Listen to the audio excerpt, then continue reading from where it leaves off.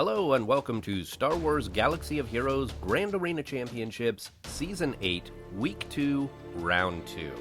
My name is Boma Fett. I currently sit at 1-0 for the week and 3-1 overall. Let's take a look at who my opponent is this round. Laney Cave. Let's take a look at the hotbot for a quick comparison. All the green on the left are where I have higher stats. All the red on the right is where Laney has higher stats. Let's zoom in on this. Okay, you can see all of my GAC stats here are significantly higher than Laney's GAC stats. Looking at the roster summary, you can see that I have an overall higher GP, but Laney's GP is higher with her top 80 and top 65 characters. I do have a few more Zetas, 67 to 64, and my speed added on my top characters is significantly higher than Laney's. Gear 13, she has 12 to my 10. Gear 12, she has 34 to my 10.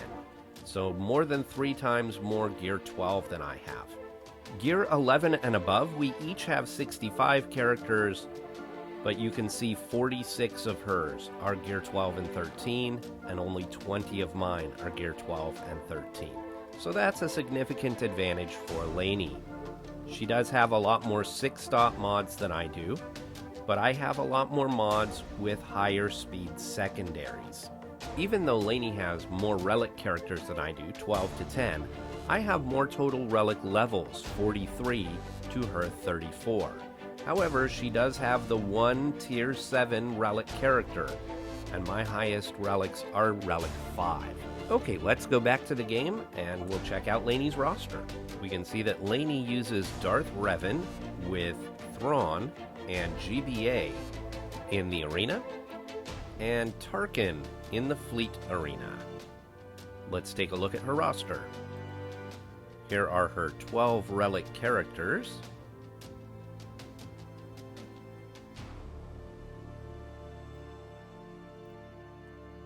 Bounty Hunters, Clones, Droids, Empire, Ewoks,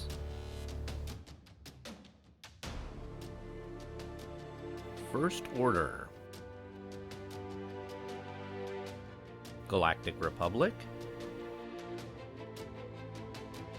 Geonosians, Jedi,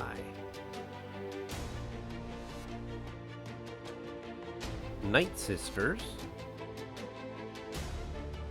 Old Republic, Phoenix, Rebels,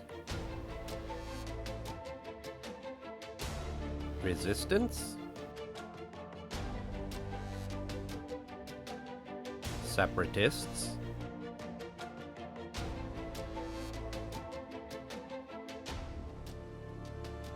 Sith, Emphas Nest, no Wampa. Let's take a look at the defense that I've set.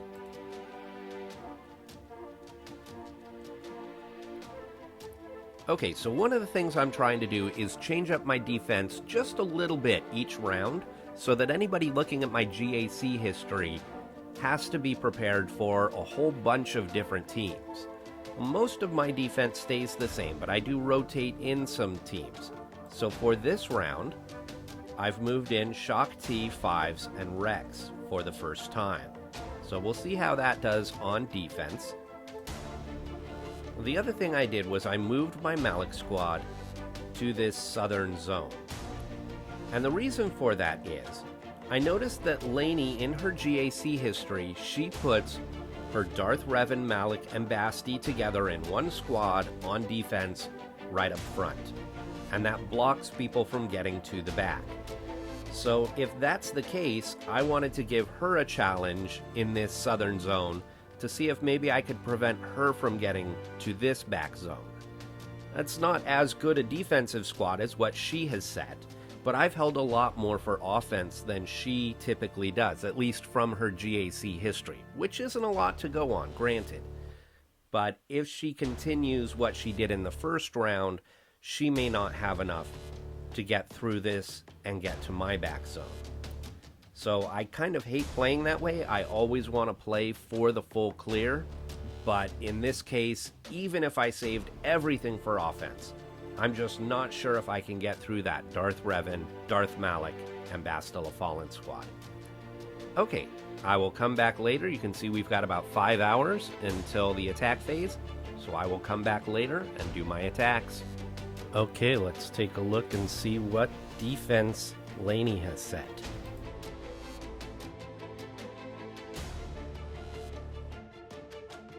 We've got an Ewok squad, we've got a First Order squad, and Geonosians. And in the bottom zone, as expected, we've got Revan, Malik, and Bastila. We have a Karth squad, and we have Rebels. So this right here, this is the key. If I can beat this squad, I can get the full clear. Alright, I am going to formulate a plan, and I will come back later. Okay, so usually I record voiceover while I'm doing my battles, but this time when I did that, I must have had the volume set way too high on my phone because you could barely hear my voice over the sounds of the game. So I've muted that, and I'm doing voiceover after the fact. So we're going to go in, we're going to start with the Darth Revan battle. This is the key to the whole thing. I take in my Jedi Revan, Bastila, and Yoda. Normally, I like to save Bastila to lead other Jedi, but I needed her in this battle. Jolee is on defense, so we go right after Bastila Fallen. She's kind of the key. If I can get her out, then maybe get out Revan. So here I have to call Bastila instead of Yoda because Yoda was feared. We've almost got Bastila down. That was Savior being procced right there. I'm going to throw the saber and Bastila deflects it, but Yoda's able to kill her.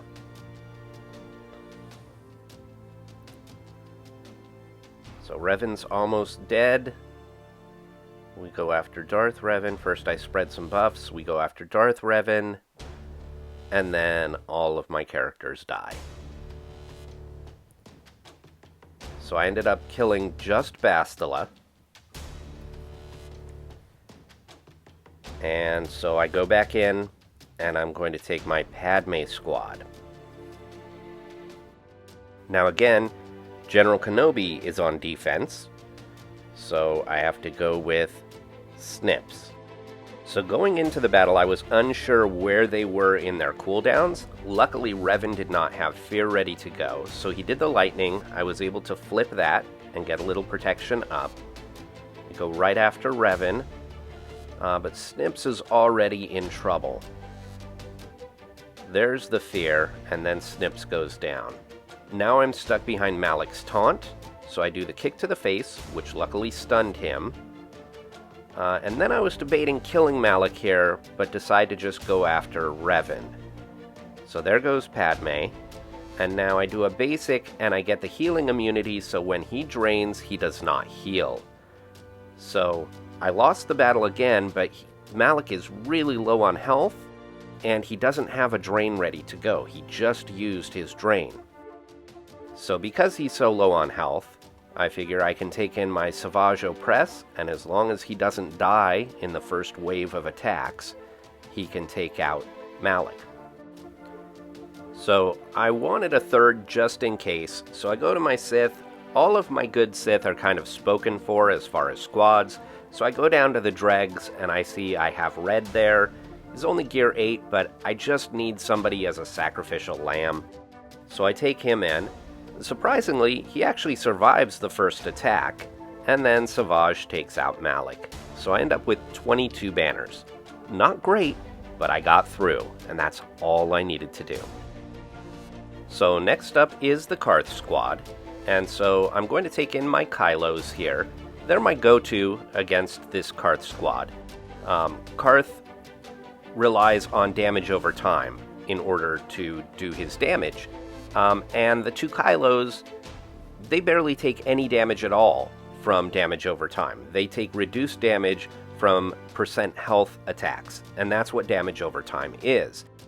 Additionally, they actually heal from getting debuffs, and so the damage over times heal them. And so it ends up being a wash. They end up taking no damage from the damage over time. And so they're great counter to this Karth squad.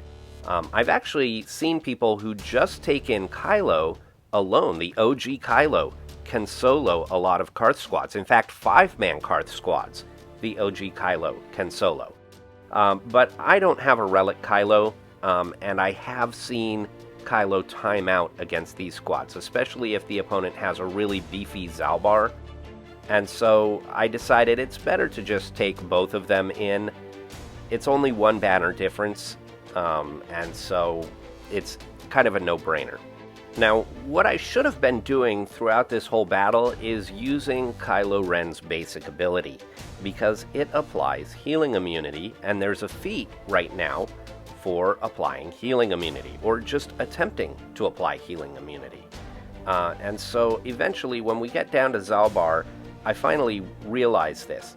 And so I'm going to start doing basic attacks with Kylo, but it's kind of too little too late. I ended up just a little bit short of completing that feat, but it's not really that big a deal. The feat was worth, I think, 50 banners, and I'm not going to be, top 10 or even top 100 anyhow. So not that big a deal. I'm ambivalent about the feats. If it's something that happens just naturally during the course of my attacks, then that's great, but I typically don't go out of my way to do them. So I got 55 banners there, so that's great. And next up is this Rebel squad. When you think Rebels, you should think Wampa. So Wampa could probably solo this squad. They're not scary by any means, but I do really like this Dot squad with IG-88 and Canderous, and so I take them in. Now the idea here is that both Canderous and Wampa benefit from dots, and they both apply dots. Now IG-88's lead, it's a bounty hunter lead with a payout and everything like that, but outside of that, it increases your crit chance, and then it also makes it so that all of your characters apply damage over time whenever they crit. And so the three of them have a really good synergy together. I don't think the damage over times actually do much in this battle because we just kill them so quickly. But I think this would be a really effective team against a timeout squad. Okay, 54 banners is perfect. So now we get to see what's in the back.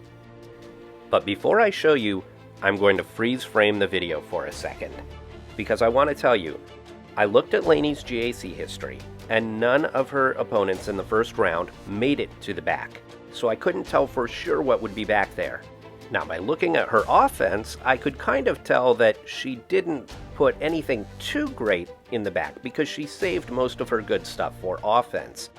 But I wasn't expecting this. I mean, this is garbage. This is a terrible Night Sister squad. A Jawa squad with 2 Gear 1 characters. One of them's level 1 Gear 1 and 4 stars. The leader is Jawa Scavenger, so not even one of the Jawas with a leadership ability. We've got Bad Jedi and Bad Phoenix. This is a joke. I mean, clearly, Laney did not expect me to get past her Darth Revan and get to this zone. And I guess I can't blame her. I was unsure I'd be able to get past that Darth Revan too. But still, I expected more. Alright, so we go back up to the front. We're going to start with the Geonosians. Most people take Traya here, but I'm going to take Palpatine, Bastila Fallen, and Count Dooku. This is a great squad because of all of the stuns and shocks and the fear. It's got great control. So you can see I've already stunned the Brood Alpha. I'm going to do Fear here. Now we're going to try and get some stuns. And now it's just about spreading the shock around. I'm stuck here behind Sunfac's taunt. I hide Dooku because he's hurting. Then spread the shock around. The more opponents have shock, the faster Palpatine goes. So I'm spreading the shock to as many characters as I can. I can't put it on Spy because even though he is stunned, he's still in stealth. Now I've got all of them stunned, and it's just a matter of whittling them down. I just keep doing as many shocks and stuns as I can. I hide Dooku again. I do more Fear. And just keep on attacking. Dooku even has a stun on his basic. So this is an amazing, amazing squad for control. I've got over 100% potency on both Palpatine and Bastila Fallen. Spy just went down from AoE. There goes Sunfac and Brood Alpha. 52 banners. That's as good as I could have gotten with my Gear 11 Traya, Scion, and Nihilus. Alright, next up is the First Order squad. And so many people put these guys on defense, but Jedi Training Rey is such a good counter. She has such control, especially with BB-8 and R2-D2 in there. So between R2's stun and Rey's wave, the First Order just does not stand a chance. Rey can also apply healing immunity, which is very important against the Kylos, so that they're not gaining back the health from getting debuffed, like I talked about earlier. They're kind of a wasted team on defense in 3v3, unless you've got Hux in there. So you can see I am taking some damage, but not a ton. R2 gets down into health at one point, but there's not really any danger, especially because I'm able to keep Kylo Ren stunned for a lot of this battle. There are a lot of people who say that you should not put tenacity on your Kylos because they do benefit from those debuffs. They heal from the debuffs. But if you don't put tenacity on them, then they end up stunned for a lot of the battle. And then they're useless. So I think that it's better to put some tenacity on them. You don't have to have them super high tenacity like Nest, but have them medium high tenacity so that they can resist some of those stuns. If you can have some of that getting resisted, it will make them a much tougher defensive squad. Now, granted, I'm not going up against Relict Kylo Rens here, but even Relict, they're not that tough, honestly. So, especially in 3v3, just save them for offense. They're so good on offense. They can get you full banners on offense. Now, I did speed this battle up because it is a long battle, but it's not a difficult battle. So, I mean, really, I think everyone should consider, at least in 3v3, save your First Order for offense. You will be much better served with them on offense. I mean, I don't get full banners here, but still, 52 banners is pretty good in 3v3. Okay, lastly up front here we have the Ewoks, and we're going to take Nest and Hermit Yoda.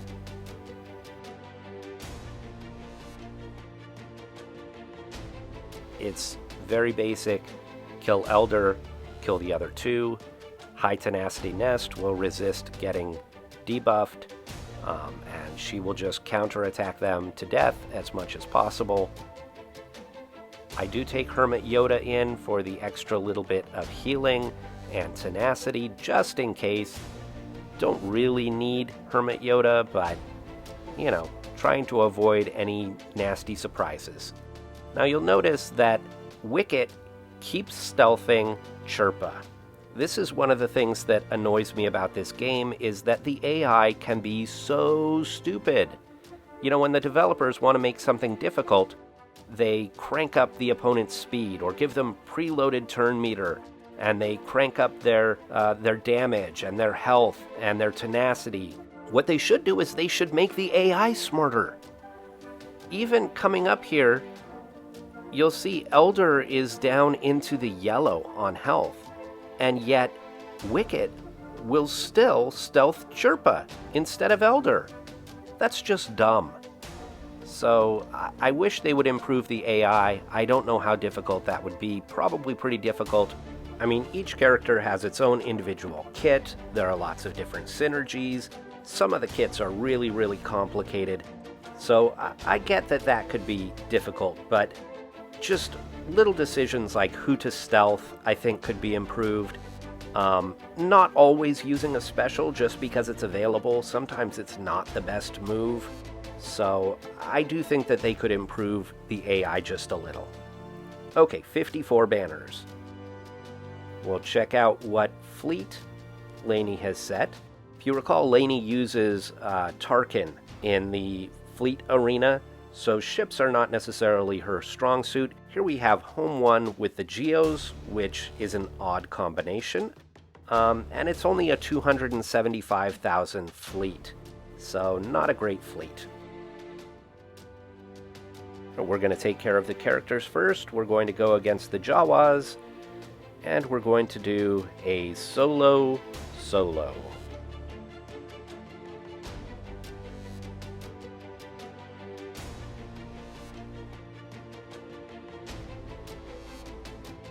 So, bye-bye Scav, and bye-bye the other two. 56.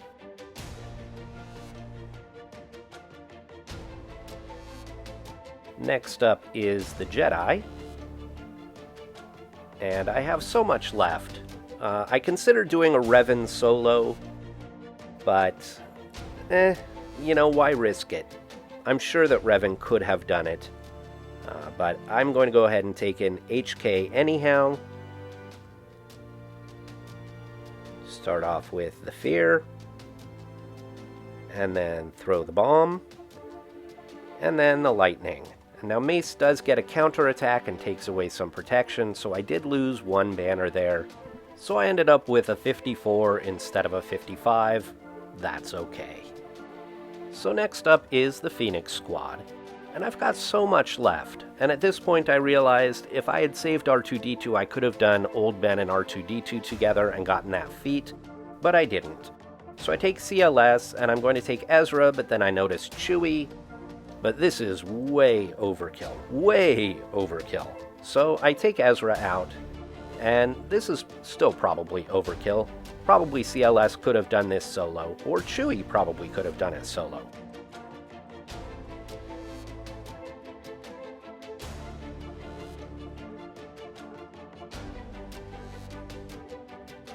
So take out Hera first, then go after Chopper. And last is Zeb. Now, you know, Relic Phoenix is actually not bad. It can be scary. It can take out a Geo squad. But this is not Relict, and not Zetaed, and so 55 banners. So the last squad is the Night Sisters. I have Traya still available, so I'm going to go ahead and take in Traya. And I again consider doing a solo, but I see Thrawn sitting there, so I take Thrawn. And Nihilus is there, so I throw in Nihilus. What the heck? I probably don't need all three. In fact, I know I don't need all three. Totally overkill. And I actually probably play this pretty poorly. If this were a scary Night Sister squad, I probably fracture the wrong person. I probably isolate the wrong person. But it doesn't matter because they're so bad. Actually, Night Sisters, getting back to that discussion of better AI, one of the things about the AI that is really bad is that people like Daka, people with a revive, will often try and revive when characters can't be revived. I think that's something that they could fix. They could have the AI recognize when a character has been annihilated and can't be revived.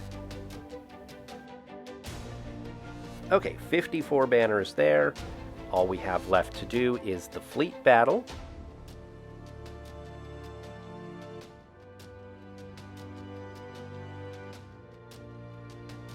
So we're going to take in the Negotiator.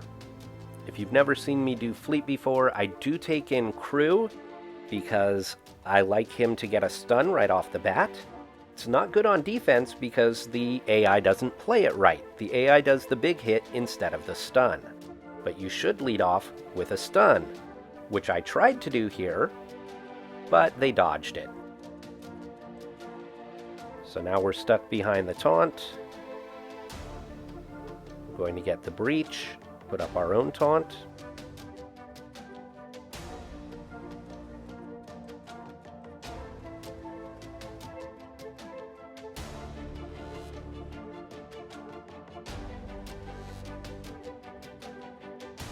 And we almost take down Sunfac. Here I've got 2 enemy ships with target lock, so I bring in 5s so that I can do the big hit. That gets rid of Sunfac and almost gets rid of Soldier. They bring in Maul, and now everybody's stealthed. And when everybody's stealthed, nobody is stealthed. I went ahead and did the big hit here against Spy. Big risk because he could dodge, but he doesn't. And then just take out Maul at the end here.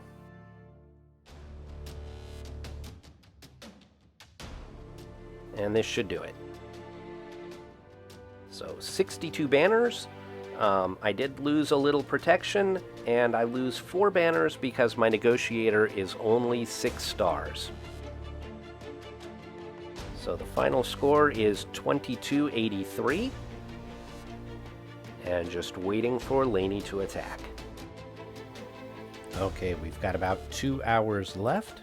Let's see if Laney has attacked. Okay, she has attacked. Is she still attacking? Let's see what she did here. 1 shot on my Malik, 1 shot against my timeout squad, but 2 against Grievous. She do anything up here? Oh, she took 3 tries at my boss squad and did nothing. Really liking this, even with a 3-star Gear 8 Grief. Really liking this squad. And in the back, she's beaten 2 squads. Let's see. So 1 shot against these bounty hunters, 1 shot against Phoenix, 2 battles, and has not cleared Karth. So even if she continues and gets the full clear, I will win. She's just lost too many battles. Alright, so 2283 to 1363. She may score more than that, but there's no way for her to catch me. So I have won this round. Thank you, Laney, for a good match, and thank you all for watching. I'll see you next time.